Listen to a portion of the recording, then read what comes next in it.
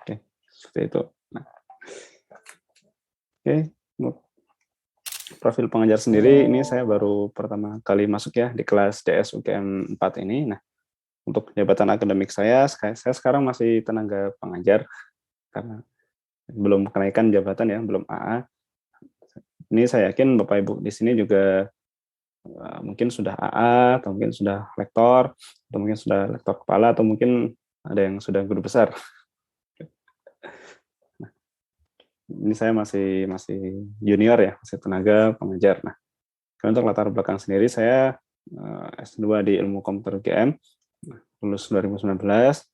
Kemudian setelah lulus S2, saya istilahnya apa ya, mencoba-coba gitu ya, mencoba-coba bekerja di Bukalapak sebagai ya, AI engineer di bidang recommender system. Ini juga 2 tahun. Nah, setelah 2 tahun, saya kembali ke UGM sebagai dosen.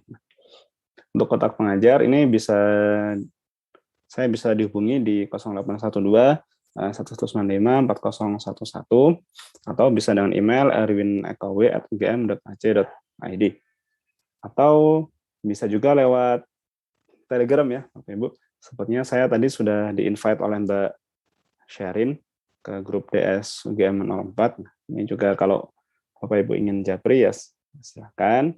Atau mungkin jika ingin mention saya di grup juga tidak apa-apa gitu. Ya. Oke. Untuk course hari ini, untuk pertemuan 9 ya Bapak Ibu, bagian dari data preparation, lanjutan dari modul 8. Kalau modul 8 kemarin, kalau tidak salah ya, itu mengenai cleansing kalau tidak salah ya, saya lupa. Untuk modul 9 ini, kita akan membahas mengenai transformasi data. Beberapa teknik transformasi data ini juga akan bermacam-macam sesuai dengan jenis datanya, baik itu numerik ataupun kategorik. Nah,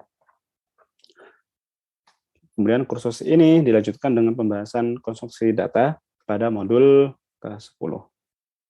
Oke. Kemudian untuk learning objektif kita hari ini ya, nah ini peserta mampu menganalisis teknik transformasi data, kemudian mampu melakukan transformasi data, dan juga mampu membuat dokumentasi dari konstruksi data. Langsung saja kita ke referensi dari SKKRI untuk data science. Dengan judul unit mengkonstruksi data ya. Nah, ini kita langsung saja ke variabel. Ini representasi fitur data awal dapat berupa kolom data atau fitur tipe data yang dapat digunakan untuk algoritma machine learning sesuai dengan tipe data. Jadi representasi fiturnya bisa berupa kolom, mungkin kolom ini untuk data yang terstruktur ya, sudah ada kolom-kolom, atau fitur tipe data. Nah, ini mungkin untuk data yang tidak terstruktur. Nah, kemudian rekayasa fitur dapat berupa normalisasi, pemilihan fitur tipe data baru, atau menambahkan kolom data baru. Jadi misal kita memiliki 10 data dengan 10 kolom ya. Nah, kita bisa membuat kolom ke-11 dengan cara mengolah dari 10 kolom yang ada, atau mungkin malah menggabungkan data, misal menghitung kombinasi linear atau yang lain. Kemudian kolom data baru adalah kolom data yang merupakan turunan nilai dari satu atau lebih data yang ada. Itu tadi penjelasannya ya. Kemudian fitur tipe data adalah fitur dari data yang akan digunakan dalam algoritma machine learning untuk data tidak terstruktur. Tipe data tidak terstruktur seperti free text, suara, gambar, dan video. Nah, contoh fiturnya itu seperti TF-IDF, term frekuensi, inverse document frekuensi, frekuensi suara, warna, lokasi pixel, dan lainnya. Jadi dari sini kan ini ya Bapak Ibu, data tidak struktur itu kan ada teks, ada suara, ada gambar. Nah, misalkan kita coba yang teks. Nah, teks ini representasi fiturnya ada bermacam-macam, misalnya ada term frekuensi, atau mungkin back of word, atau yang lain. Jadi ada bermacam-macam. Kemudian untuk gambar sendiri, nah gambar dari satu gambar, nah itu kan kita bisa membuat beberapa fitur seperti histogram ataupun deteksi garis gitu ya. Garis-garisnya kan bisa terdeteksi, atau mungkin deteksi apa ya, titik atau apa gitu mungkin ya. Saya kurang terlalu paham juga. Yang jelas dari satu gambar kita bisa mengenerate beberapa macam fitur. Kemudian suara. Nah, suara sendiri kan, suara itu tipenya gelombang ya, Bapak Ibu. Tipe gelombang ini bisa apa namanya, bisa diubah ke data sinyal seperti itu. Mungkin ya, saya juga kurang terlalu familiar dengan data suara.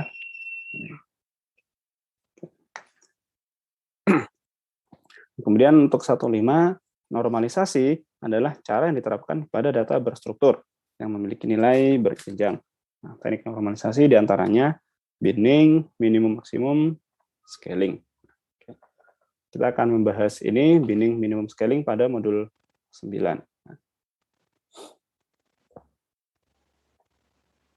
Nah, mungkin sebelum saya lanjutkan, ini ya Bapak Ibu, kalau kita lihat di LMS-nya, ini sudah ada code harusnya. Apakah sudah di-upload di sini, Mbak Sherin? Sudah, Pak. Nah, sudah ya. Ini, nah ini source code ya, new 288, berarti hari ini. Baru tadi pagi di-upload. Sepertinya kemarin masih belum ada mengenai source code. Silakan Bapak Ibu bisa mendownload source code-nya. Ini kalau tidak salah sudah sekalian dengan datasetnya ya, Mbak Sherin ya? Iya, Pak. Oh ya. Nanti akan berbentuk .rar, Jupyter modul 9.rar. Silakan Bapak Ibu nanti bisa mengekstrak, kemudian ini ada file notebook, bisa dijalankan dengan Jupyter Notebook.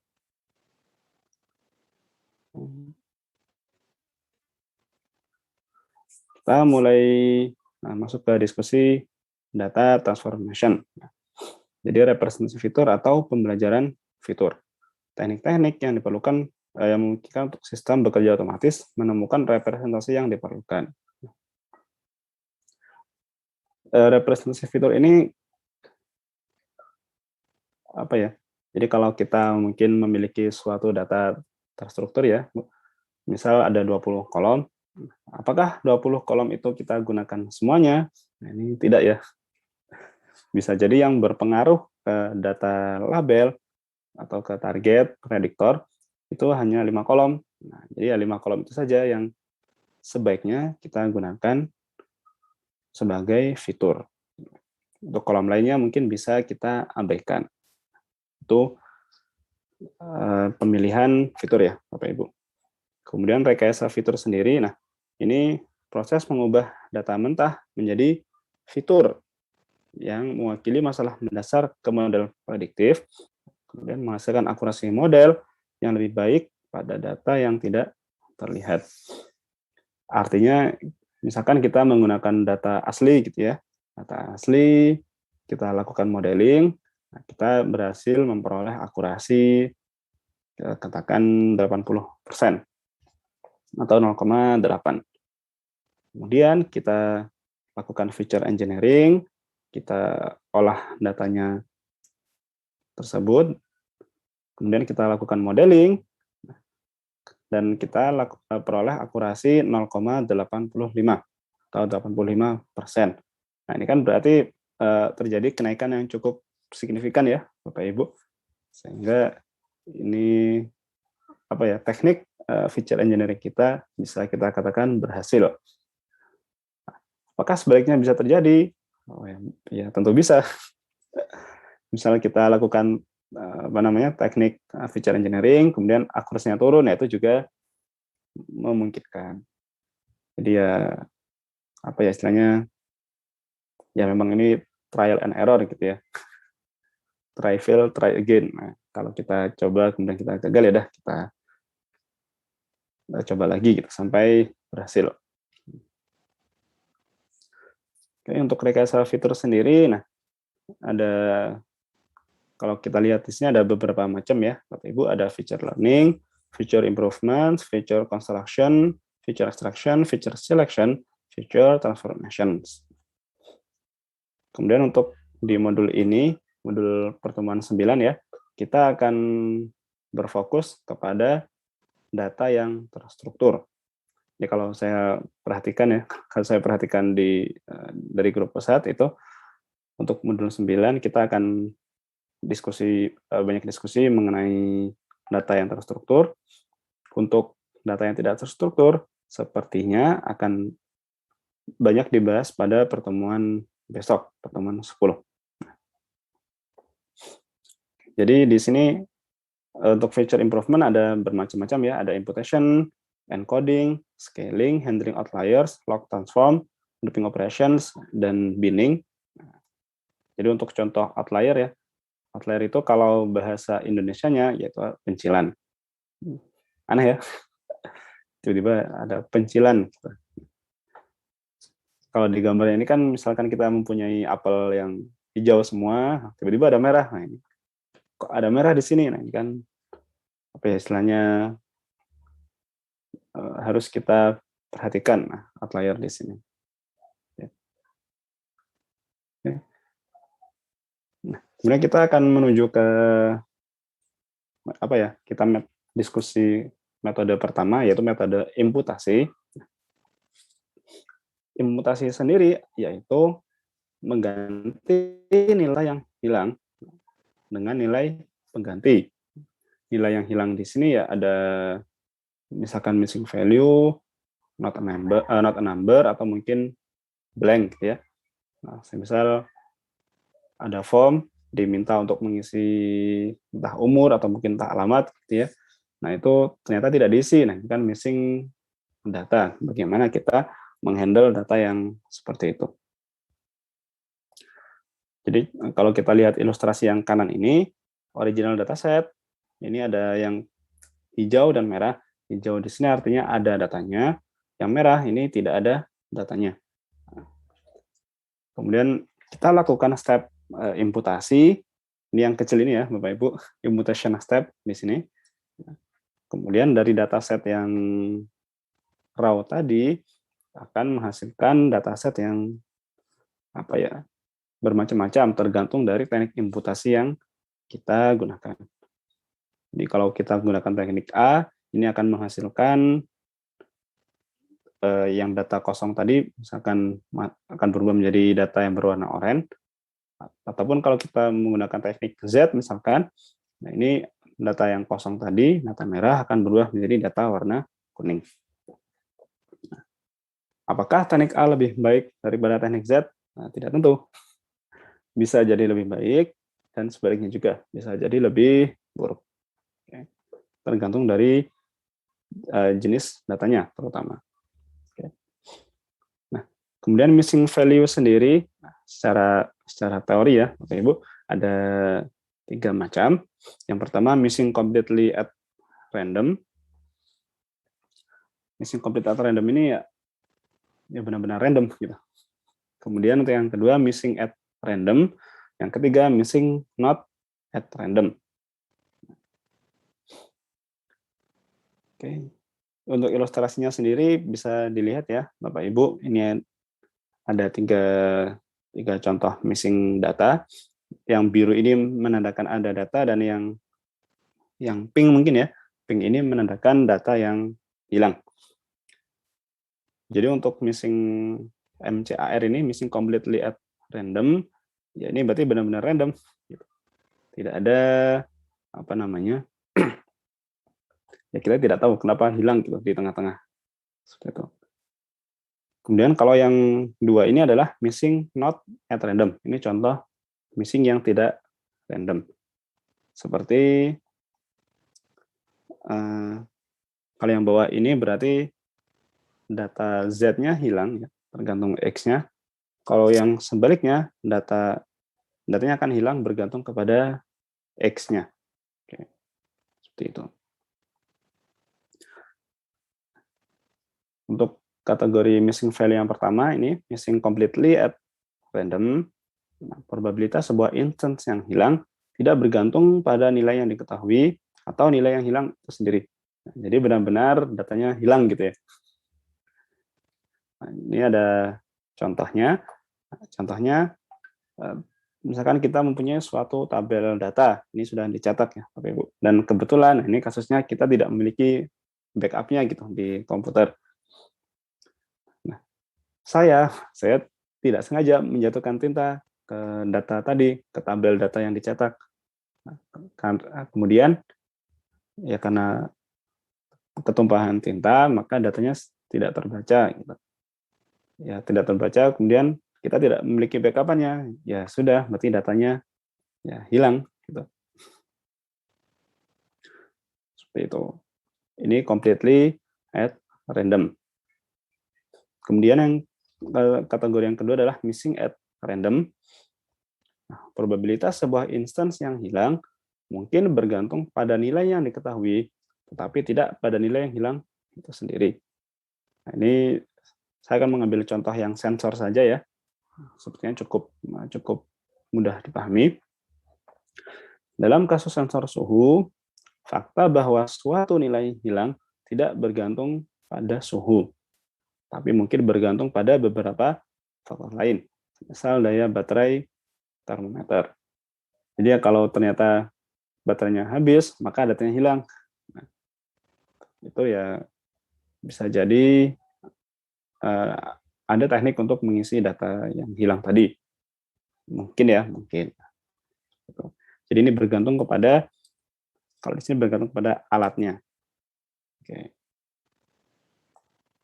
Kemudian missing not at random, probabilitas sebuah instance hilang dapat bergantung pada nilai variabel itu sendiri. Kalau kita lihat di contoh kasus yang sensor ini ya, Bapak Ibu, nah, sensor suhu, misal sensor suhunya ini tidak berfungsi kalau suhu lebih dingin dari 5 derajat Celcius. Nah, bisa jadi tidak berfungsi dengan baik, itu artinya suhunya itu yang terbaca 0, ataupun mungkin terbacanya minus gitu ya. Nah, itu juga termasuk bisa kita kategorikan kepada data yang missing. Oke. Kemudian untuk teknik dan tahapan dari proses imputasi. Jadi teknik imputasi sendiri ada 2 macam ya. Kalau kita kelompokkan berdasarkan jenis tipe datanya. Yang pertama adalah imputasi min. Kalau untuk variabel numerik terlebih dahulu ya, ada imputasi min, kita ganti nilainya dengan rata-rata, atau kita ganti nilainya dengan median. Kemudian imputasi nilai suka-suka, ini nilainya terserah dari kita. Kalau kita mau kita beri 100 ya oke. Mau kita beri 0 juga oke. Itu terserah kita. Kemudian imputasi nilai atau data ujung menggunakan end of tail. Kemudian kalau tipe datanya tipe kategorik, ini bisa kita lakukan imputasi dengan kategori yang sering muncul, atau bahkan kita tambahkan kategori yang sering hilang. Semisal ini ya, Bapak Ibu, ada 3 kategori, tinggi, sedang, rendah. Kemudian ada beberapa data yang hilang. Bisa kita ganti dengan modusnya, dengan kategori yang sering muncul, atau hilang ini menjadi suatu kategori sendiri. Jadi akan ada 4 kategori. Untuk tahapannya ya bisa dilihat pada diagram yang sebelah kanan. Kita mulai dari incomplete data, kemudian kita lakukan imputasi yang menghasilkan imputed data. Dari data yang sudah diimputasi ini kita lakukan analisis. Dari analisis ini bisa jadi kita pilih tahapan imputasi mana atau teknik imputasi mana yang akan kita gunakan. Oke, untuk imputasi di variabel numerik, ini kita akan diskusi dulu mengenai imputasi median ya, min atau median, Bapak Ibu. Ini ada pro kontranya. Pro-nya yang mudah dan cepat maksud saya. Cocok untuk data yang missing completely at random. Nah, tapi kontranya sendiri, ini tidak memperhitungkan korelasi antar fitur. Karena kan imputasi min ini bergantung pada rata-rata dari data yang ada pada suatu kolom. Jadi hanya berdasarkan satu kolom saja, tidak berdasarkan data yang lain. Jadi bisa jadi teknik imputasi ini mengubah korelasi antar fitur. Kemudian kurang akurat, tidak memperhitungkan probabilitas, dan tidak cocok untuk lebih dari 5% missing data. Nah, jadi untuk missing data ini agak tricky ya. Semisal saya mempunyai data 100.000 baris, itu, nah data yang hilang ada 100, yaitu bisa jadi data yang hilang ya udah saya buang saja gitu ya. Terus kita lakukan imputasi daripada mikir berat-berat gitu. Udah kita buang saja datanya. Tapi kalau datanya kecil, misalkan 50 data, yang hilang ada 10, nah itu kan cukup banyak ya, 10 dari 50, sehingga sebaiknya kita lakukan imputasi. Kemudian ini juga bisa mendistorsi variansi dan distribusi variabel asal, serta kovarian variabel sisa data. Kovarian ini kan berarti itu ya, kovarian dari dua variabel. Nah, berarti kolom 1 dan kolom 2 bisa jadi berubah nilainya. Nah, contohnya di sini bisa dilihat ya, Bapak Ibu, kita mempunyai 5 kolom data, yaitu ada beberapa yang none. None ini artinya bisa kita anggap dia missing data. Kita coba perhatikan di kolom 2 saja, Bapak Ibu. Ada 5, NaN, kemudian 17. Nah, bagaimana cara kita mengganti NaN dengan suatu nilai? Kita ganti dengan min-nya, rata-rata dari data yang ada pada kolom 2. Kolom 2 ini kan ada 5 dan 17 ya. Berarti rata-ratanya adalah 5 tambah 17, 22. 22 bagi 2 ada 11. Maka NaN di kolom 2 akan diisi dengan angka 11. Nah, begitu pula untuk missing data pada kolom yang lainnya. Atau mungkin ini di contoh berikutnya di tabel di data H. Data H ini 29, 43 dan seterusnya ya. Nah, kita mengganti nilainya dengan rata-rata. Jadi dari data yang ada 29, 43, 25, 34, 50, kita bagi 5 untuk menghitung rata-rata, kita peroleh 36,2. Nah, 36,2 ini akan kita gunakan untuk mengisi data yang NA. Tapi, nah ada tapinya ya, umur ini masa, biasanya umur kan orang itu ngisinya bulat ya, Bapak Ibu ya. Bisa jadi 25, atau mungkin 40, atau mungkin 30, seperti itu ya. Nah, ini ada, lah ini masa 36,2, nah ini kan cukup, apa ya, cukup aneh gitu ya, Bapak Ibu. Nah, bisa jadi kita gunakan imputasi yang median, atau ya kita bulatkan saja. 36,2 berarti ke 36 gitu. Ya, nggak masalah. Seperti itu. Baik, kita akan lanjut ke hands-on saja. Nah, saya akan membuka Jupyter Notebook.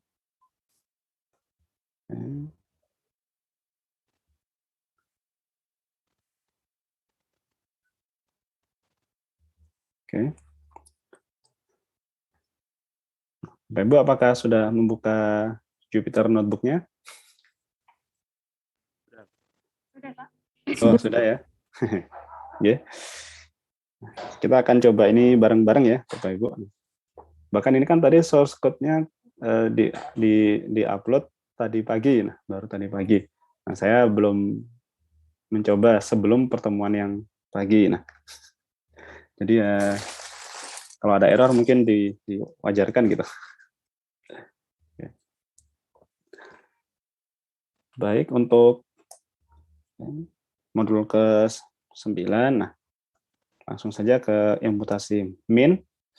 Pertama kita import datanya terlebih dahulu, import library-nya terlebih dahulu, pandas numpy.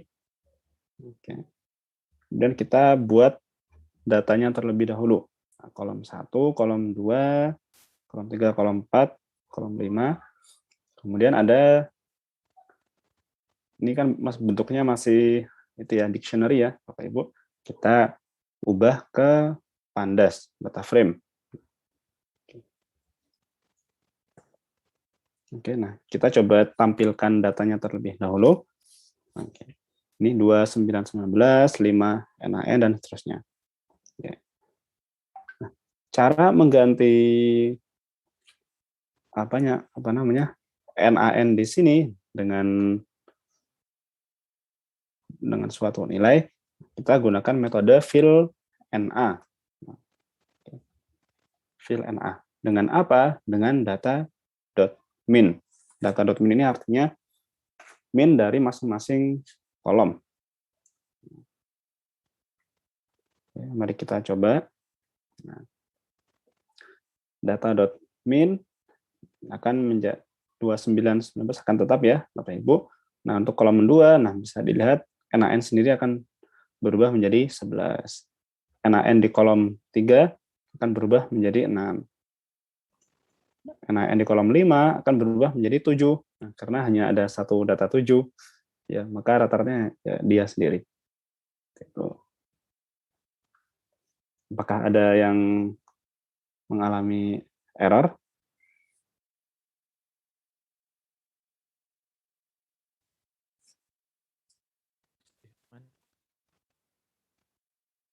Oh, tidak ada? Baik. Kalau tidak ada, kita akan lanjut ya ke PPT. Oh, ternyata ada yang bawahnya, yang umur. Oh, mana tadi? Oh, ini. Nah, ini contoh yang kedua. Nah, ini dengan data umur. Seperti tadi ya, ini kita buat dictionary, kemudian kita buat data frame-nya, coba kita tampilkan. Nah, ada 2 data kosong. Oh, ini tadi ya. Oke. Nah, data min ini kita akan mengisi NaN kita, data missing kita dengan menggunakan rata-rata, sehingga diperoleh 36,2. Seperti yang saya sampaikan tadi ya, 36,2 kan agak aneh ya. Nah, apakah masa umur 36,2? Nah, bisa jadi kita coba gunakan median. Kalau median hasilnya adalah 34. Atau mungkin bisa jadi dibulatkan. Nah, ini saya rasa ya, saya agak lupa sintaksnya ya, Bapak Ibu. Karena kalau googling mungkin agak lama ya.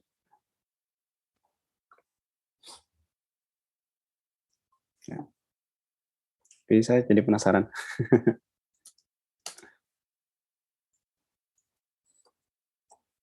Apakah seperti ini bisa? Kalau bisa, alhamdulillah. Oh, tidak bisa.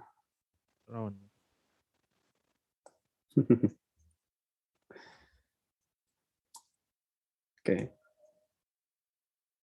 Ya sudah.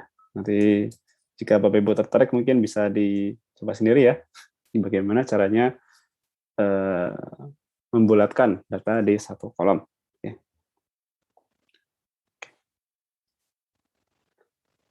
Oke, kita akan lanjut ke imputasi yang selanjutnya, yaitu imputasi nilai suka-suka atau arbitrary value.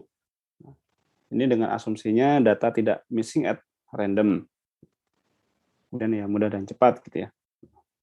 Akan tetapi kontranya juga saya rasa cukup banyak. Kontranya ya bisa mengubah distribusi statistiknya, kemudian bisa jadi membentuk suatu outlier. Kalau nilai yang kita inputkan ini ya tidak wajar gitu ya. Kemudian semakin besar NA, missing data, maka semakin besar distorsi. Kemudian hindari memilih nilai yang mendekati nilai min atau median. Seperti ini bisa kita lihat ya, Bapak Ibu. 29, 43 seterusnya. Kita coba masukkan data 99. Nah, ini kan juga malah menimbulkan outlier ya, Bapak Ibu. Umur kan masa 99? Ya mungkin ada ya. Ada 1-2 gitu ya. Ya tapi ya masih nggak wajar gitu. Kalau ingin menginputkan nilai ya yang wajar saja, misal tadi 30 atau mungkin 35, nah, seperti itu. Atau 0 loh, 0 nggak mungkin ya. Malah menimbulkan outlier baru. Atau -1, lebih tidak mungkin lagi. Umur minus, ini malah bikin error gitu ya.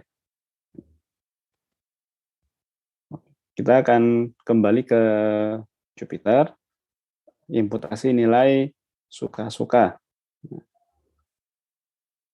Kita seperti biasa, kita buat datanya terlebih dahulu dalam bentuk data frame. Kemudian ini tadi fill NA 99.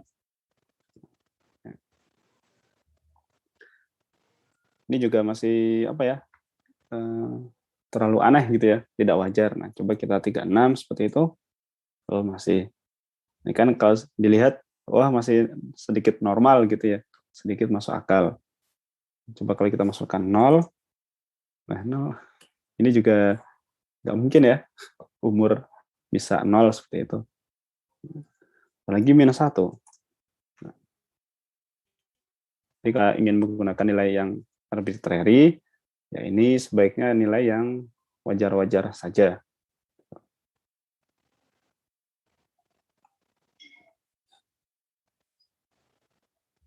Oke, apakah ada yang ingin kita diskusikan dulu?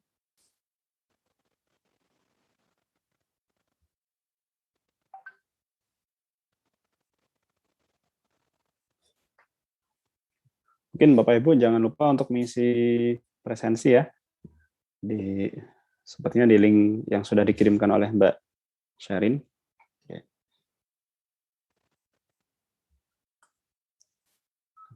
Kita akan menuju ke teknik imputasi selanjutnya, yaitu imputasi end of tail. Pro-nya mirip dengan imputasi suka-suka, nah, tetapi nilainya ada aturannya, artinya seperti itu. Cocok untuk variabel yang bertipe numerik. Ada beberapa syarat ya, kalau kita ingin menggunakan imputasi end of tail. Nah, syarat yang pertama, jika variabel berdistribusi normal, maka nilai yang kita gunakan adalah min ditambah 3 kali standar deviasi. Namun jika variabelnya skew, maka kita gunakan aturan IQR proximity. IQR itu artinya interquartile range. Nah, 75% dikurangi 75% kuantil dikurangi 25% kuantil. Upper limitnya adalah 75% kuantil ditambah IQR kali 3. Lower limitnya itu 25% kuartil dikurangi IQR kali 3. Kalau ini semisal ya, semisal NA akan diganti dengan 66,89. Nah, ini berarti dengan end of tail yang kanan. Kalau yang kiri kan kira-kira ya kecil ya, mungkin 10 atau 20 gitu.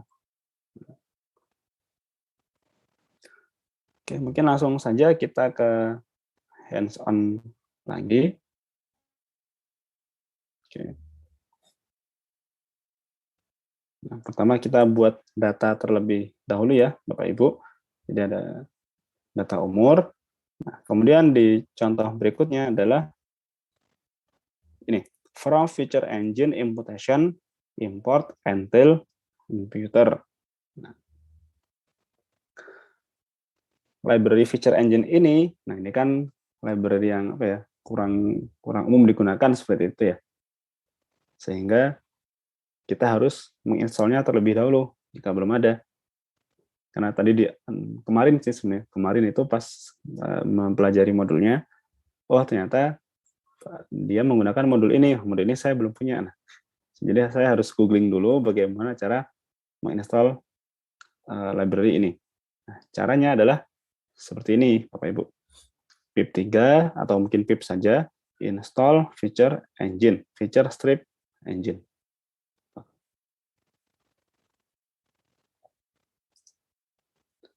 Ini mungkin akan memakan waktu itu ya, sekitar 2 menit atau 3 menit tergantung koneksi Bapak Ibu sini. Apalagi ini kita join Zoom. Zoom ini kan makan bandwidth yang cukup banyak ya.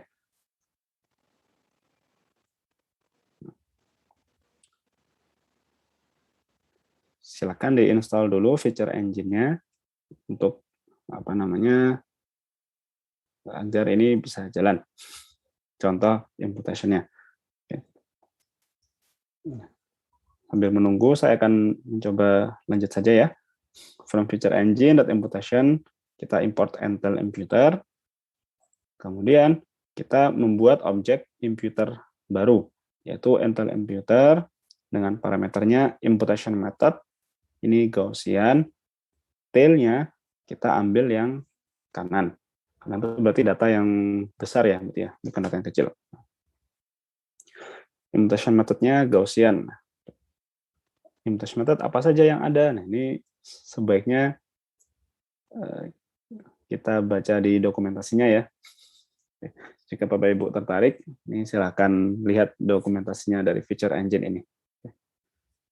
Kemudian kita melakukan feed imputer ke data kita. Nah, setelah itu kita akan mengubah data. Di feed ini mungkin akan mencari mencari parameter seperti itu ya, parameter mungkin standar deviasi, rata-rata. Nah, kemudian kita transform datanya dari data yang ada none-nya tadi, ada yang missing datanya, kita ubah menjadi data yang lengkap gitu. Oke. Jadi mungkin loadingnya agak lama. Oh, cepat. Oke. Kemudian tes T, hasilnya adalah seperti ini. 29, 43, 66,89 dan seterusnya. Ini adalah contoh imputasi dari N-tail imputer. Coba kalau kita gunakan left, apakah mau? Biasanya kan ada right, ada left ya. Saya coba yang left, bisa nggak ya? Oh, bisa. Nah, left berarti kan data yang kiri ya. Kalau kita lihat grafik datanya, mungkin grafik yang kiri itu N-tail-nya itu 5. Nah, umurnya 5,5. Ini masih aneh nggak? Umur 5 sudah diminta mungkin untuk mengisi form.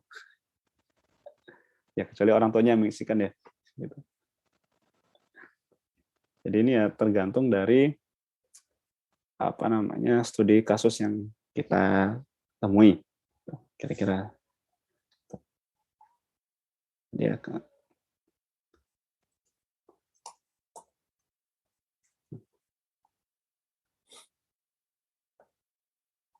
kembali ke PPT-nya. Oke, ada sekilas ya, materi sekilas mengenai skewness. Kenapa kita membahas ini? Karena kalau dilihat ini end of tail-nya, ini kan ada variabel. Jika variabel bersih normal dan jika variabelnya skew, kita akan coba diskusi yang skewness. Nah, skewness ini kemiringan ya, kemiringan dari distribusi data.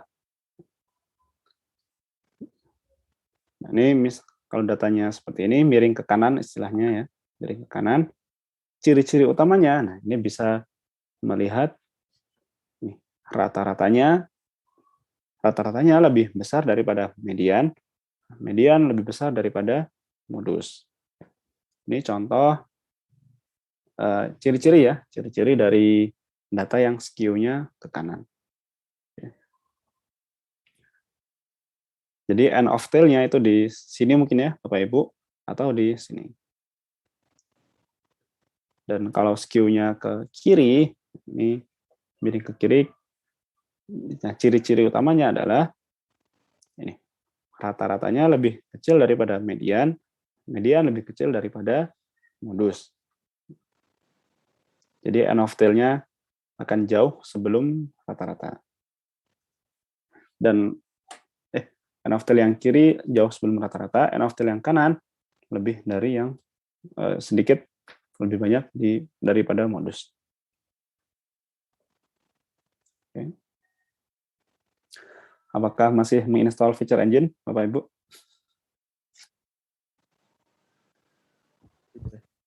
Maaf, maaf Pak, tadi instruksinya apa ya untuk install feature engine-nya?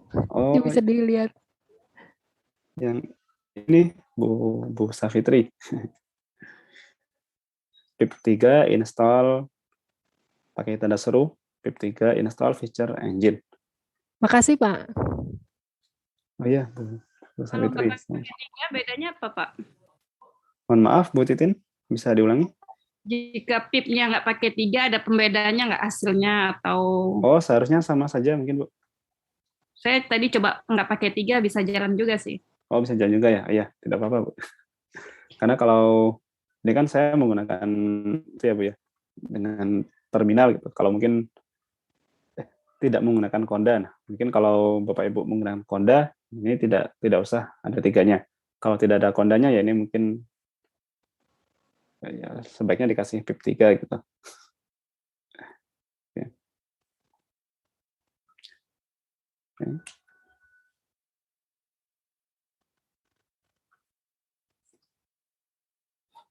Karena ya itu ya, feature engine ini library yang kurang umum untuk digunakan. Atau setidaknya untuk saya masih baru tahu ada library feature engine ketika membaca modul kemarin. Gitu.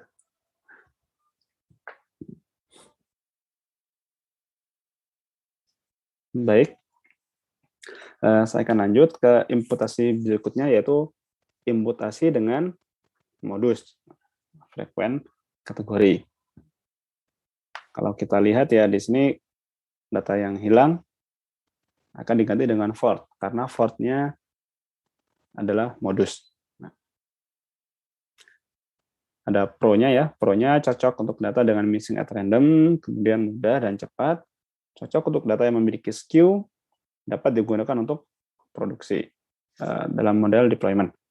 Nah, tetapi ada kontranya. Nah, kontranya adalah mendistorsi relasi label dengan frekuensi tertinggi versus variabel lain. Artinya gini, ini kan kita ganti dengan modus ya. Nah, berarti kan modusnya akan semakin banyak. Modus semakin banyak ya berarti nilai dari statistiknya akan berubah juga. Gitu.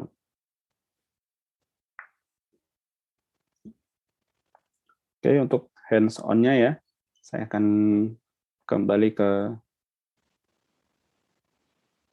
notebook.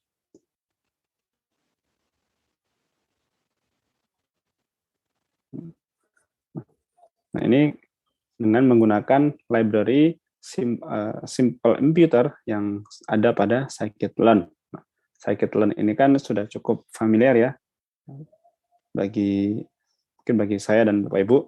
Nah, tapi jika ternyata scikit-learn ini belum familiar dan juga belum terinstall di komputer Bapak Ibu, bisa coba menginstalnya dengan command ini, pip 3 install scikit-learn, scikit strip learn.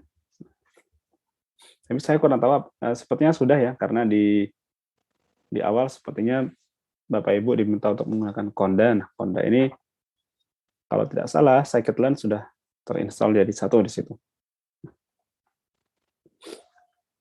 Oke, langsung saja untuk ini simple imputer kita import terlebih dahulu, kemudian kita buat datanya. Oke. Setelah itu, nah ini kan ada dua data yang NaN ya, Bapak Ibu. Kita akan coba melakukan impute ya, dengan modus. Nah, pertama kita buat objek imputer terlebih dahulu, simple imputer dengan strategi most frequent. Ya. Nah, di sini strateginya ada apa saja? Nah, ini saya juga kurang begitu hafal ya dengan imputer yang ada pada scikit. Nah, ini bisa dilihat saja nanti pada dokumentasinya. Dokumentasi scikit-learn-nya maksudnya. Ini kalau sudah, kita coba imp.fit_transform. Oh, belum di-run. Maaf. Oke. Jadi ini Ford Fiat, BMW Ford Kia, Ford Fiat, Ford Kia. Nah, ini kan sebelum Kia ada missing value, akan diubah menjadi Ford. Karena kita menggunakan strategi most frequent.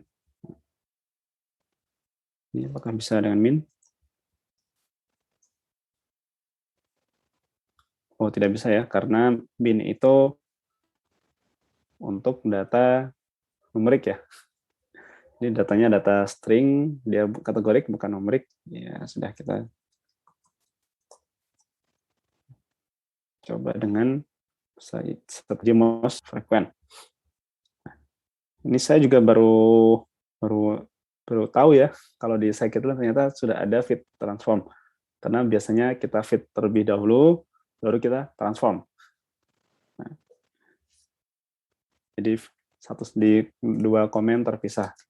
Dan ternyata sudah ada komen fit transform. Ini cukup membantu agar sintaks kita lebih singkat, satu baris. Oke. Oke, Bapak Ibu, apakah masih ada yang error? Oke. Sepertinya tidak ada ya. Nah, ini modulnya insya Allah source code-nya cukup clear ya, dari awal sampai akhir. Saya rasa mudah untuk digunakan, kecuali ada beberapa library yang aneh gitu ya, seperti feature engine. Kemudian tidak ada yang nanti tuh ada library apa sih? Missing no apa-apa gitu ya, saya lupa. Oke. Kita juga bisa melakukan imputasi dengan random. Nah, random ya random saja. Misalkan gender, di sini ada male female ya. Sudah kita random saja, bisa female atau bisa male gitu. Kemudian untuk variable age sendiri bisa kita isi 34 atau mungkin 40 atau mungkin 25, 29 gitu ya. Namanya juga random gitu. Oke. Ada pro-nya adalah cocok untuk data yang missing at random. Kemudian menggantikan missing value dengan nilai lain dalam distribusi yang sama dari variabel asli. Nah, ini mungkin yang cukup penting ya. Distribusinya masih sama.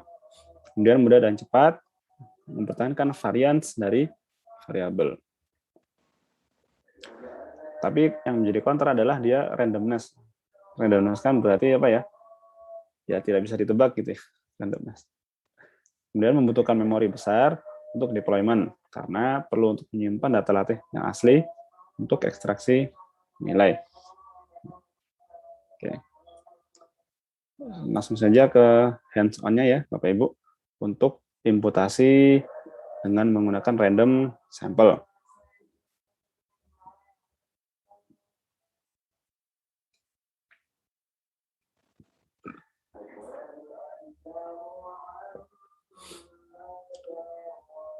Tapi itu ya hanya untuk data yang kategori ya.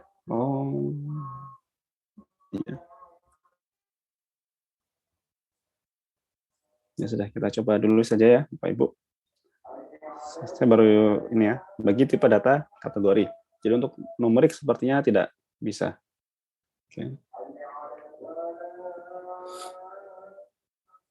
Oke, kita run saja. Nah, pertama feature engine.imputation import random sample imputer. Kemudian kita membuat datanya ya. Ada gender, age. Kemudian kita buat data frame-nya. Nah, setelah itu kita akan coba menggunakan random sample imputer. Jangan lupa untuk mengisikan random state ya. Kenapa penting? Karena Misal ini, saya menjalankan kode ini sekarang ya, hari ini, tanggal 28 Agustus. Nah, kalau saya jalankan besok, nah, berarti dengan adanya random state ini, datanya juga akan tetap sama, gitu. Karena kalau tidak, ya code-nya tidak akan menjadi reproducible. Gitu ya. Nah, ini penting bagi mungkin Bapak Ibu yang tertarik untuk publish paper tentang machine learning. Nah, ini sebaiknya random state ini digunakan gitu, agar bisa direproduce oleh orang lain. Karena kalau tidak ya, misal Bapak Ibu dengan random sekian menghasilkan akurasi 90% semisal ya. Nah, ternyata orang lain mencoba membuat tapi kok akurasinya nggak sebaik ini. Nah, ini kan juga menjadi suatu ya mungkin menjadi masalah gitu ya. Karena nilai yang dihasilkan akan berbeda gitu. Oke, kita akan membuat objek imputer, kemudian fit transform lagi ya. Kita tampilkan dulu tes T-nya. Oke, kan seperti ini. Male dan female. Coba kita jalankan lagi, Bapak Ibu ya. Karena random state-nya sama, seharusnya sama. Tapi kalau coba kita komen. Kalau kita tidak gunakan random state. Berubah ya, Bapak Ibu. Yang tadinya male, tadinya female, sekarang jadi male. Dan ini tadi 25. Berubah. Tadi 50, sekarang jadi 25. Nah, ini jadi 34 malah sekarang. Itu ya, 29. Nah, jadi sebaiknya random state ini tetap digunakan. Jangan diusahakan untuk tidak lupa menginputkan random state ataupun random seed biasanya. Oke.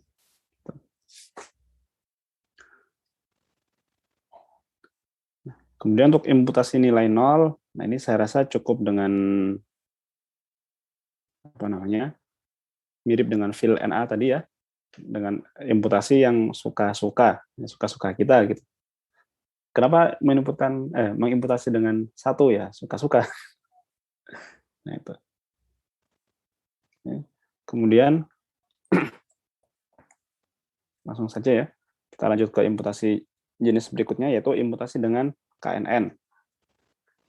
KNN, K nearest neighbor. Ini pro-nya adalah lebih akurat dibandingkan dengan mean, median, ataupun most frequent. Tapi kontranya adalah biaya komputasinya mahal. Kenapa? Karena KNN ini kan dia lazy learner gitu ya. Dia akan belajar kalau ada data baru, kalau ada data input gitu istilahnya. Kalau tidak ada data input ya sudah, kita simpan saja data yang ada sekarang gitu. Itu KNN. Untuk detailnya saya rasa nanti akan dibahas di materi klasifikasi ya Bapak Ibu, untuk model KNN. Dan dia sensitif terhadap outlier. Jadi kalau ada data yang katakan sangat jauh gitu ya, karena ini KNN, dia akan menghitung data yang sangat jauh tadi untuk melakukan imputasi. Nah, ini yang cukup merepotkan gitu ya, kalau ada outlier. Sepertinya di code-nya tidak ada itu ya, tidak ada imputasi yang KNN, jadi ini skip saja. Nah, untuk imputasi regresi, yang pertama ada versi yang deterministik. Berarti pertama kita harus membuat model regresinya terlebih dahulu. Nah, dari model regresi ini kemudian baru kita prediksi nilainya yang berada di sekitaran garis gitu. Karena deterministik. Jadi di sekitaran garis. Nah, berarti kan dia tidak mempertimbangkan variasi acak di sekitar kemiringan. Nah, dan juga nilai imputasinya seringkali terlalu tepat atau terlalu precise dan overestimate dari korelasi X, Y. Karena ya di garisnya gitu ya. Jadi sangat kelihatan tidak natural.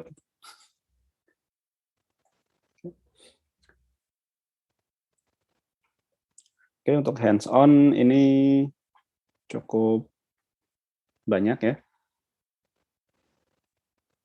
Saya rasa ada 4 slide sendiri. Di Jupyternya saya rasa juga cukup panjang ya, Bapak Ibu.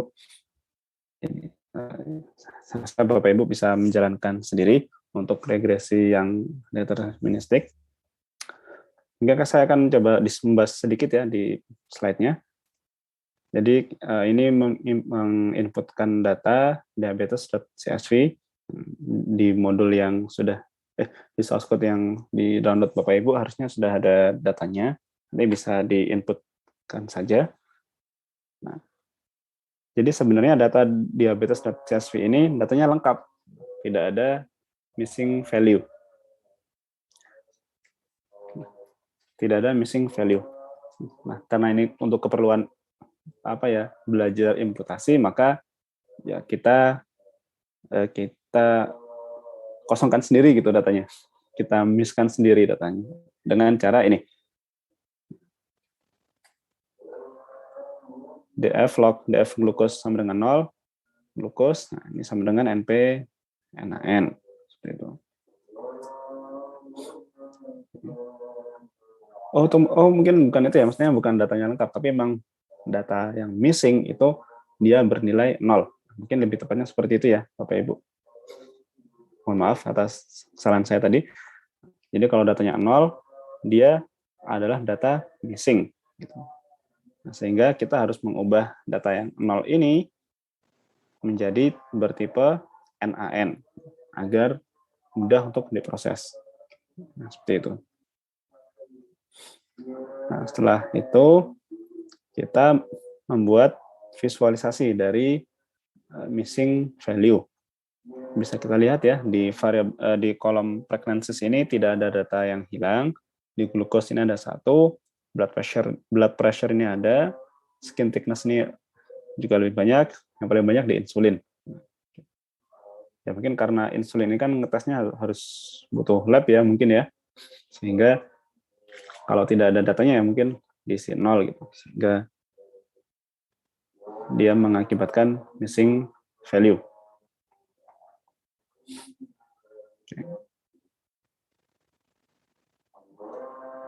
Ya, nah kemudian di sini adalah ada proses membuat model regresi linear. Jadi bahkan istilahnya sebelum training model yang untuk classifier atau mungkin regresi, nah kita membuat model regresi untuk untuk datanya sendiri. Nah, seperti hanya dan PNN tadi. Kita buat model dulu untuk mengisi data. Sekarang datanya sudah lengkap ya, sudah tidak ada data yang missing. Nah, kemudian untuk imputasi regresi yang berikutnya adalah yang jenisnya stokastik. Kalau deterministik tadi kan itu ya hampir di garis semuanya. Kalau yang stokastik sendiri, nah ini bisa mempertimbangkan error gitu. Jadi tidak numpuk di garisnya, tapi bisa menyebar. Nah, ini mungkin lebih natural ya daripada yang deterministik tadi. Untuk code-nya saya rasa hampir mirip ya, Bapak Ibu. Bedanya mungkin ada ini std error. Jadi ada ya mungkin untuk menambahkan error, kira-kira seperti itu. Nanti silakan dicoba code-nya. Jadi kesimpulan kita untuk mengenai teknik komputasi adalah ada 2 kategori ya berdasarkan tahapannya, ada single imputation dan juga multiple imputation. Nah, kemudian tidak ada cara yang sempurna untuk mengkompensasi missing value.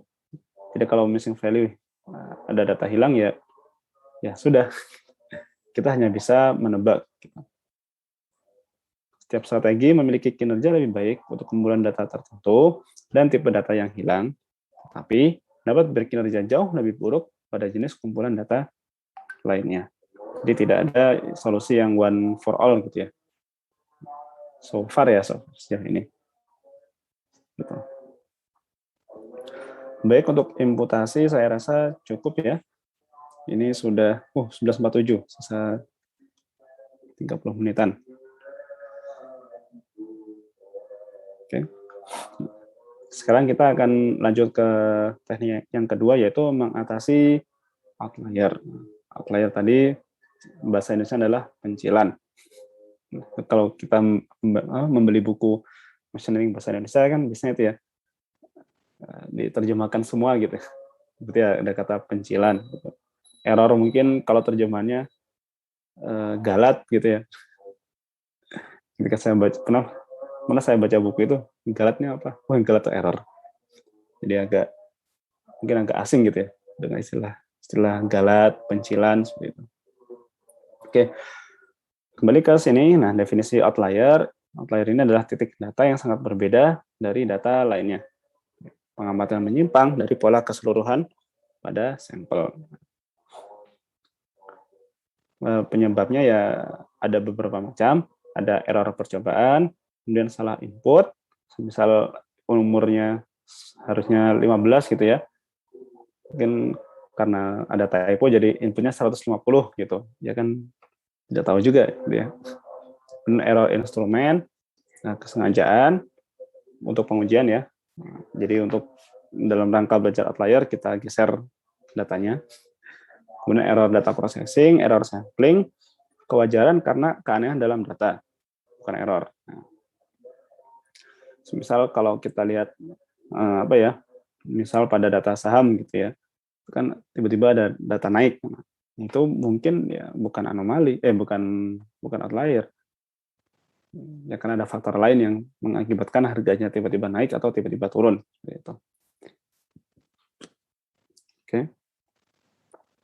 Untuk langkah istilahnya mempertimbangkan outlier itu bisa dilihat yang di paling kanan. Ada what do outliers tell us, are outliers important, why do outliers matter, dan seterusnya. Oke. Ini bagaimana kalau kita berhadapan dengan outlier. Oke. Nah, untuk outlier sendiri, teknik mengatasnya ada macam-macam ya. Ada trimming, ada winsorizing, imputing, discretization, censoring, z-score, linear regression model. Saya langsung saja ya. Untuk deteksi outlier-nya, nah ini yang paling mudah, kita bisa menggunakan visualisasi statistik ataupun scatter plot. Jadi kalau di luar 75% atau di luar maksimum mungkin ya, nah itu bisa kita anggap sebagai outlier. Atau mungkin kalau kita lihat scatter plot, tiba-tiba ada yang data yang jauh gitu, itu juga bisa kita anggap sebagai outlier. Atau bisa kita lihat distribusinya, distribusi normal. Jadi kalau distribusi normal ya kira-kira ada itu atau paling kanan ini bisa juga kita anggap sebagai outlier. Nah, gitu. Dan bisa juga dengan z-score. Z-score ini kita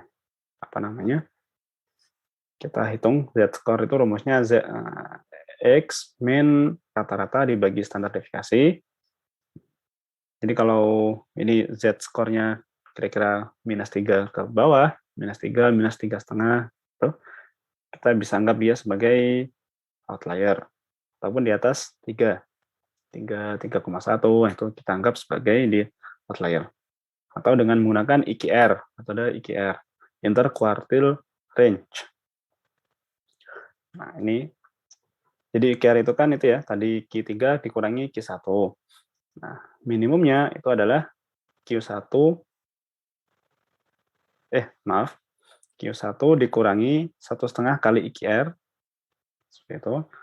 Dan maksimumnya, batas maksimum adalah Q3 ditambah 1,5 kali IQR. Nah, jika nilai datanya di luar minimum atau di luar maksimum, nah ini bisa saja kita anggap itu sebagai outlier. Nah, kemudian untuk teknik menghandling outlier, ada trimming, ada winsorizing. Kita akan membahas dua ini dulu. Trimming ini bisa atau ditruncate gitu ya, ditruncate, dipotong gitu. Jadi ya udah, data yang kita anggap sebagai outlier kita hapus saja gitu. Atau winsorizing ini artinya mengganti outlier dari dataset dengan nilai persentil setiap ujung atau bawah atas dan bawah. Ini penjelasannya cukup mumet gitu ya, cukup rumit. Nah, tapi kalau kita lihat ilustrasinya, nah semisal ilustrasinya adalah ini, contoh laporan jumlah pasien yang ditangani tiap dokter per bulan dengan 4% dilaporkan lebih dari 100 pasien. Nah, kita bisa saja menganggap kalau seorang dokter yang melayani lebih dari 100 pasien itu adalah data outlier. Jadi ini ya, ada 100 dokter, N-nya 100. Ini ada beberapa kelompok data seperti itu, 1 sampai 10, dan 1 sampai 20, dan 11 sampai 20 dan seterusnya. Nah, ini ada yang 111 sampai 120. Nah, ini 1%. Nah, kemudian ada juga 291 sampai 300. Wah, ini sangat banyak ya. Satu hari 10 pasien. Dan itu tiap hari ya, dan sangat aneh gitu.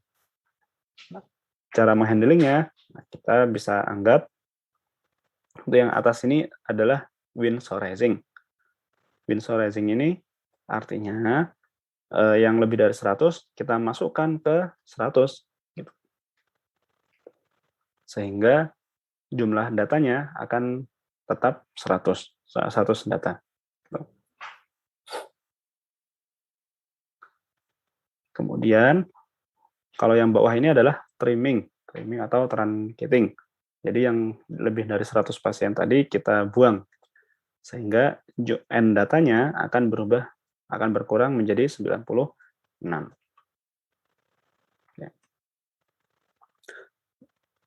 Ini contoh bagaimana cara menghandling outlier. Untuk hands-on-nya, saya akan coba ke notebook ya. Trimming versus winsorizing.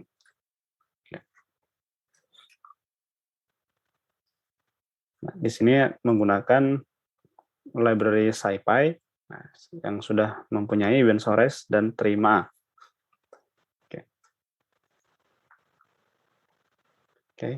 Pertama kita buat datanya terlebih dahulu ya. Ada 10, 4, 9 dan seterusnya. Nah, kemudian akan coba kita winsorize dengan parameter limit 0,1 dan 0,2.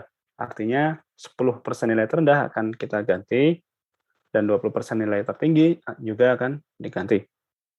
Nah, cara menggantinya bagaimana? Coba kita lihat ya.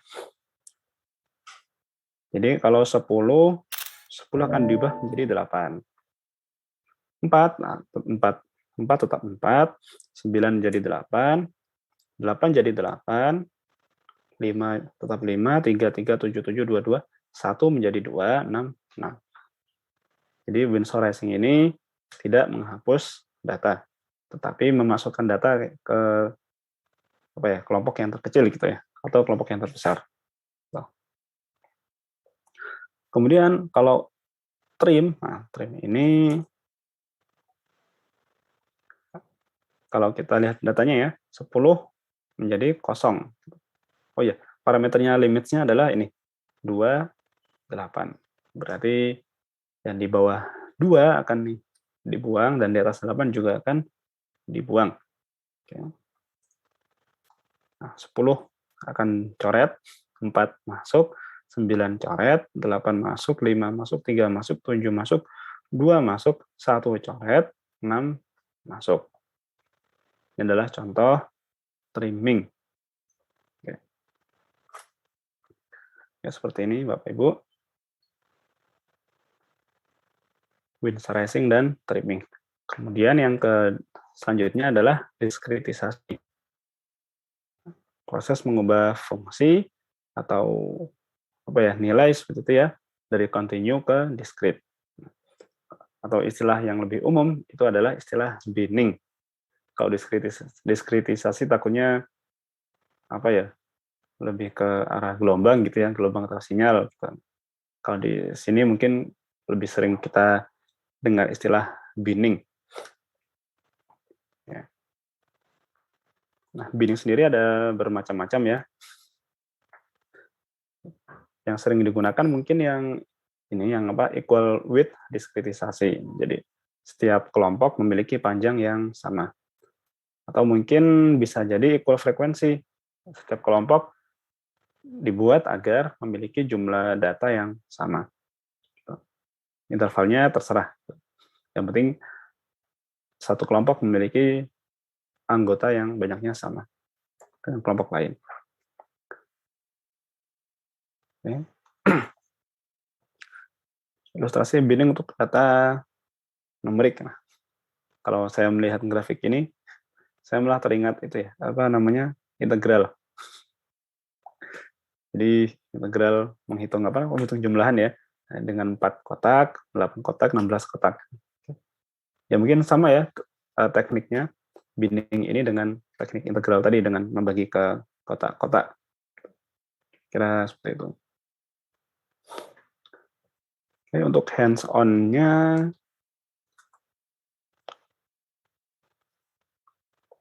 saya akan menjelaskan di sini saja ya, Bapak Ibu. Saya sudah cukup jelas di sini. Jadi untuk data bins.csv ada bermacam-macam harga.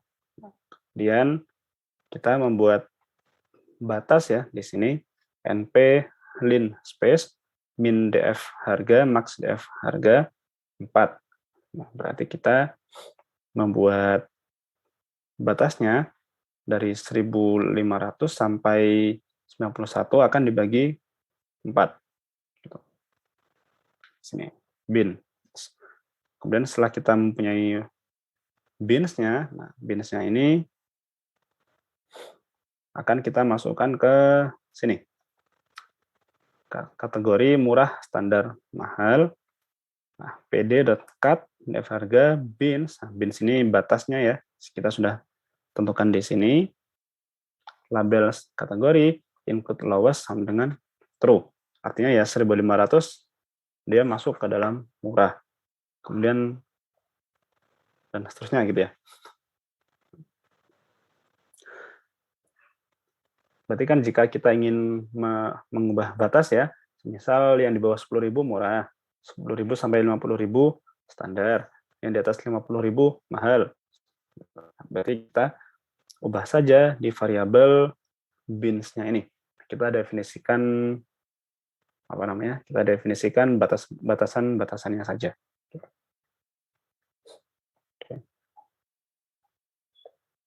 Nah, kemudian bisa juga bindingnya itu menggunakan interval. Seperti yang ada di screenshot yang kanan bawah ini. pd.interval range dimulai dari 0 sampai n-nya 10.000 dengan frekuensi 10.000. Nah, harga bin-nya berarti ya 0 sampai 100, 0 sampai 10.000, 10.000 sampai 20.000 dan seterusnya. Tertinggi 91.000 dia akan masuk ke bin 90.000 sampai 100.000.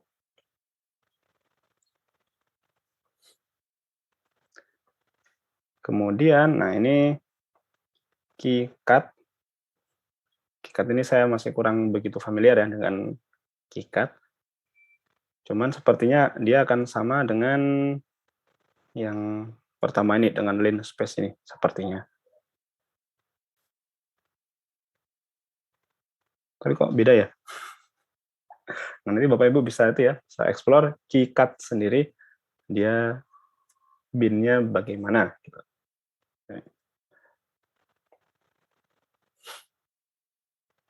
Oke, itu adalah teknik binning. Kemudian teknik yang berikutnya adalah teknik scaling. Nah, scaling ini kadang kalau pemula di data science ini sering diabaikan. Jadi data yang ada ya sudah lah, kita masukkan ke model gitu. Biasanya seperti itu. Kalau orang yang masih belajar gitu ya, termasuk saya juga dulu gitu.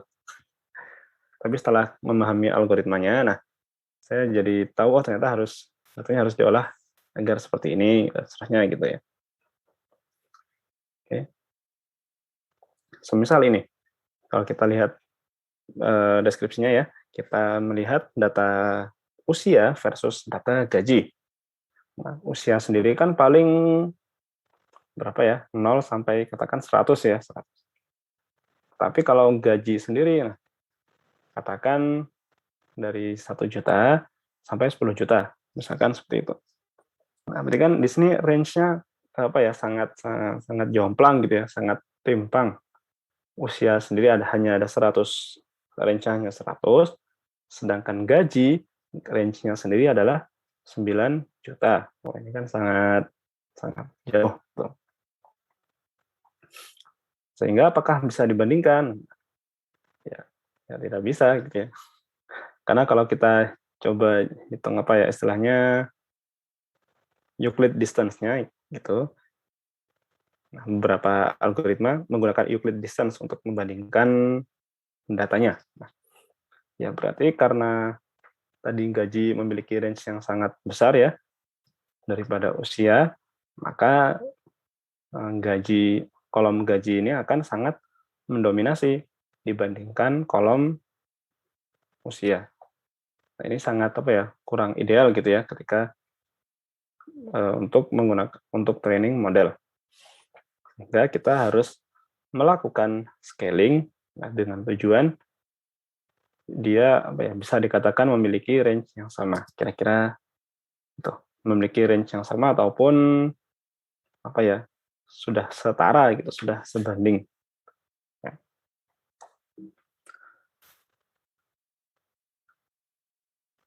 Ini langsung saja ke sini ya Bapak Ibu. Ini sudah tinggal 10 menit. Oke. Jadi ada standarisasi, ini rumusnya X dikurangi rata-rata per standar deviasinya. Kemudian normalisasi, itu X minimal dari X per maksimal X dikurangi minimal X. Oke. Ini rumusnya. Nah, kita pertama akan bahas mengenai normalisasi ya. Nah, ini biasanya kalau terkenalnya itu dengan istilah min-max scaling, bukan normalisasi. Nah, kalau mungkin di artikel lain itu biasanya memang menggunakan min-max scaling. Jadi skalanya akan diubah ke 0 sampai 1. Jadi kalau kita lihat variabel umur ya, umur kan tadi 0 sampai 100. Nah, berarti yang 0 ya 0, yang 100 ya menjadi 1 gitu. Yang di tengah-tengah ya menyesuaikan saja ya. Kemudian gaji tadi ya 1 juta sampai 10 juta. Nah, akan kita ubah ke 0 sampai 1. Yang 1 juta jadi 0, 10 juta jadi 1. Yang tengah-tengah juga menyesuaikan sesuai rumusnya. Seperti itu. Dengan ini, maka fitur age dan gaji akan memiliki range yang sama 0 sampai 1. Sehingga tidak ada yang saling mendominasi ketika kita coba hitung dengan jarak gitu ya, dengan jarak Euclid distance. Untuk hands on-nya di sini, nah kira-kira min max scaling ada data negatif nggak Bu? Bapak Ibu kira-kira? Kalau kita lihat kan ini ya, data inputnya seperti ini, age-nya 44 sampai bawah, income-nya 72.000 sampai ke bawah. Nah, hasil trennya ini age-nya loh ada negatif, income ada negatif. Kira-kira mungkin nggak? Ada, mungkin. Oh, mungkin ya, Bu ya. Kenapa Bu Titin? Kok mungkin? Means itu kan tergantung datanya, Pak. Kalau kita dapat means yang lebih dari data yang kita mau hitung, ya otomatis dia hasilnya negatif kan, Pak? Oh ya. Tapi ini kasusnya itu, Bu. Min max scaling. Nah, kira-kira mungkin negatif nggak ya? Dan ini kalau ini yang min max scaling. Kalau ini kan normalisasi untuk min max scaling kan Pak beda di Iya, rumus betul, betul. X kurang F min. Kalau tadi kan X dikurang rata-rata, itu beda lagi yang setelahnya itu tadi Pak. Oh, iya. Nah, ini salahnya Bu di Nah, sini. ini kan data kurang min kan Pak. Saya Iya, lihat. betul. Nah, ini kodenya salah berarti Bu Titin. Ya, kalau untuk min max scaling sekarang. Iya, betul Bu ya. Jadi ini kodenya salah ya Bapak Ibu. Jadi jika ingin mengimplementasi max min, ini seharusnya bukan mins, tetapi min gitu ya. MIN gitu seharusnya. Bukan rata-rata. Karena kan rumusnya di sini X min per X max min X min. Nah, sehingga di sini ada kesalahan di sini. Jadi ya hati-hati saja gitu ya. Ya, terima kasih ya Bu Titin. Nih, Sama Pak. ya. Kalau min argumennya apa Pak di sini Pak? Ini Untuk mungkin ini salah kalau saya ini salah ketik ini Bu. Salah ketik kodenya mungkin Bu. Seharusnya memang min. Ya, ini kan rumusnya tidak ada Bu. Data per min mins per max min. Yang ada kan X dikurangi rata-rata per standar deviasi. Nah, bukan max min min.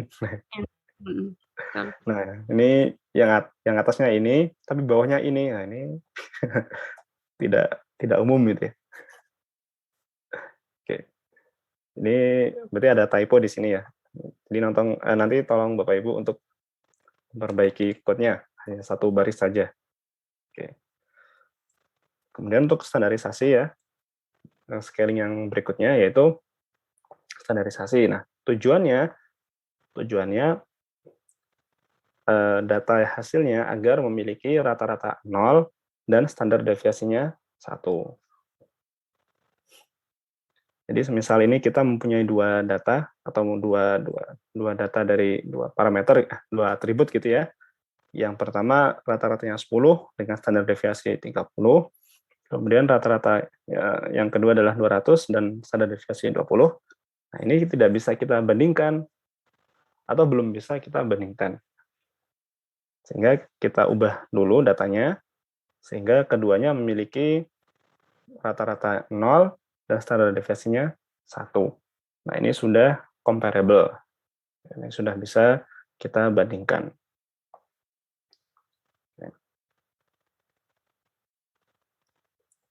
Nah, kalau ini ya baru ini standar dengan menggunakan standar scalar ya, tidak menggunakan rumus code yang tadi. Tadi kan masih tidak menggunakan library apapun. Nah, ini baru menggunakan library standar scalar. Nah, ini baru betul kalau ada minusnya. Kalau yang min max tadi harusnya tidak memiliki data negatif. Oke.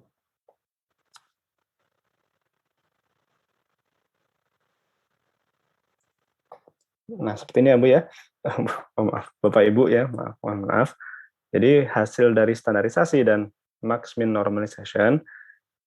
Nah, kalau kita lihat di max min normalization ini datanya harusnya memang dari 0 sampai 1, nah, tidak bisa negatif. Salary juga sama. Tapi untuk standarisasi, nah ini bisa negatif karena tadi ya rumusnya adalah X dikurangi rata-rata dibagi dengan standar deviasi.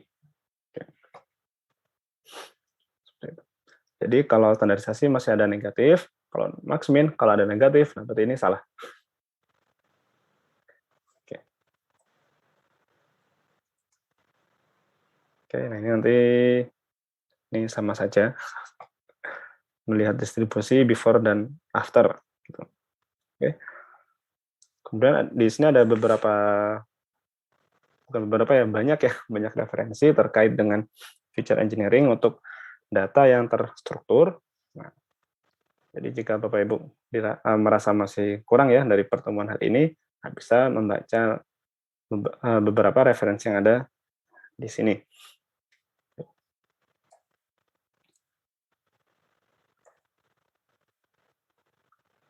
Oke, baik, saya rasa untuk pertemuan hari ini dari presentasinya saya rasa cukup. Kemudian untuk hari ini akan ada kuis ya, Bapak Ibu, sehingga tidak ada tugas harian. Jangan lupa untuk mengerjakan kuis dengan deadline hari Sabtu depan ya, Mbak Syarin ya? Jumat malam, Pak. Oh ya, Jumat malam. Ya, Jumat 2359. Oke. Silakan Bapak Ibu jika ada yang ingin didiskusikan terlebih dahulu. Pak, saya mau tanya dong, Pak. Ya, silakan Bu Safitri. Tadi kan imputasi banyak banget jenisnya ya, Oh iya, Pak ya. betul. Ini kira-kira cara menentukan imputasi yang pas gitu Pak untuk suatu kasus, apakah kita tuh harus trial and error satu-satu dicobain gitu, atau ada tip and trick khusus nggak, kita hafalin dulu atau gimana gitu? Wah, ini ya, terima kasih Bu Safitri, ini pertanyaan menarik ya. Ya, kalau menurut saya pribadi ya, kalau dari pengalaman saya ini lebih ke arah trial and error, Bu. Satu-satu gitu ya. Iya, trial. Tapi semisal bisa jadi ini, kita melihat kira-kira data missing-nya ini berdasarkan apa gitu. Dari jenis tipe missing apa namanya? Tadi kan ada missing complete data random atau missing data random seperti itu ya, Bu ya. Bisa jadi dari situ ada teknik yang terkait seperti itu. Terus apa namanya, caranya kita tahu bahwa imputasi yang kita gunakan itu ini cocok gitu itu atau ini nggak cocok tuh dari mana itu Pak? Kalau saya biasanya melihat dari hasilnya Bu ya, hasil imputasinya. Misal tadi variable age ya, kalau hasil imputasinya koma-koma tidak bulat itu biasanya ya harus diolah lagi gitu. Kalau seandainya kita nggak gunakan imputasi gimana Pak? Tidak apa-apa Bu. Jadi kalau ada data yang kosong kemudian datanya dibuang gitu ya Bu ya? Iya, iya. Itu tidak masalah juga. Nggak masalah juga ya? Tidak masalah juga. Apalagi kalau data yang kosong itu lebih banyak gitu daripada yang ada isinya ya Pak. Nah tapi takutnya kalau datanya yang kosong dibuang, datanya malah jadi terlalu sedikit, nanti yang jadi masalah Bu. Iya sih ya. Kalau misalkan datanya 100.000 Bu ya, tapi data yang kosong ada 100 gitu, ya sudah diabaikan saja yang 100. Toh masih banyak ya. Terus yang ini Pak, yang trim itu, kan itu bahas tentang yang outlier itu ya. Oh iya Bu. Kalau si outlier itu nggak kita perhitungkan, maksudnya dipisah gitu perhitungannya tuh, ada nggak teknik kayak gitu? Dipisah bagaimana ya Bu ya? Maksudnya perhitung outlier itu nggak dimasukkan ke dalam range data itu gitu, tapi perhitungannya dipisah tersendiri, ada nggak kayak gitu? Saya masih bingung dengan perhitungan yang dipisah itu Bu. Jadi kan berarti kita mempunyai dua data gitu ya? Data iya, dianggapnya dua data. Jadi data yang normal gitu, datanya tidak normal gitu.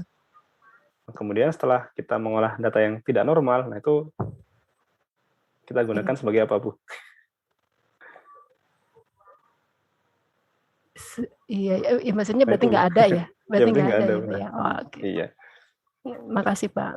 Ya, sama-sama Bu Safitri. Maaf Pak Erwin, mau tanya juga. Oh ya, Bu Titin, silakan. Slide nomor 29 dong, tadi kayaknya saya yang kelewat atau gimana? Mohon maaf, yang apa?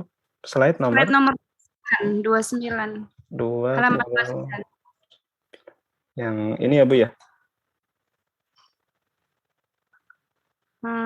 Ya, satu lagi kayaknya ya, tentang hands-on yang imputer itu.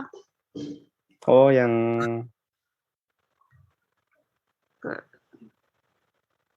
hands-on imputer yang mana Bu ya?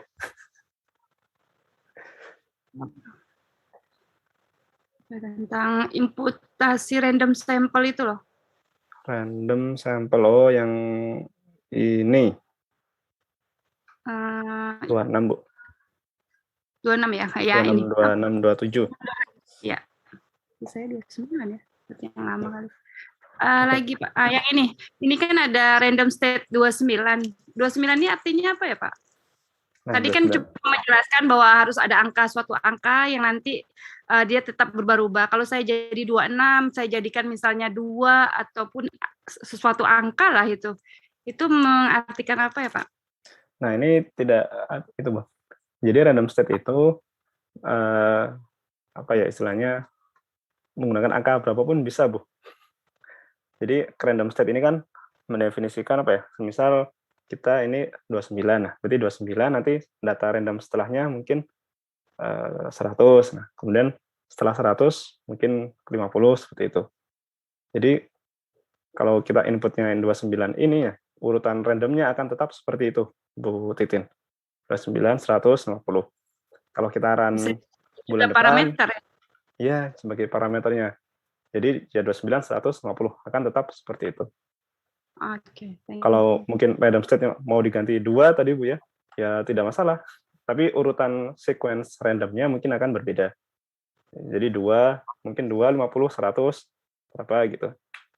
Tapi kalau kita jalankan lagi, gitu. nggak ada Bu, nggak ada patokannya. Ini tergantung yang ngoding parameter kita ya. Iya. Makasih ya Pak. Ya sama-sama Bu Titin. Apakah ada lagi mungkin dari Bapak Ibu?